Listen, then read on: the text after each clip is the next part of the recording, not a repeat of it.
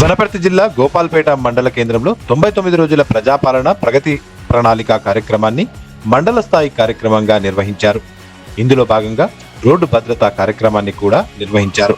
ఈ కార్యక్రమాన్ని రాష్ట్ర ప్రణాళికా సంఘం ఉపాధ్యక్షులు జిల్లాల చిన్నారెడ్డి, వనపర్తి జిల్లా కలెక్టర్ ఆదర్శ్ సురభి ముఖ్య అతిథులుగా హాజరై ప్రారంభించారు.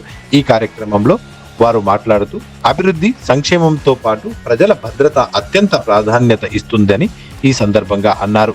ఈ కార్యక్రమంలో డిఎస్పీ వెంకటేశ్వర్లు, డిటిఓ మానస, ఎంపీడీఓలు, ఇతర అధికారులు, ప్రజాప్రతినిధులు తదితరులు పాల్గొన్నారు. మీరు చూస్తుండొచ్చు 99 రోజుల ప్రణాళిక భాగంగా మొదటి వారంలో మన మండల కానీ జరుగుతూ ఉన్నాయి కార్యక్రమాలు.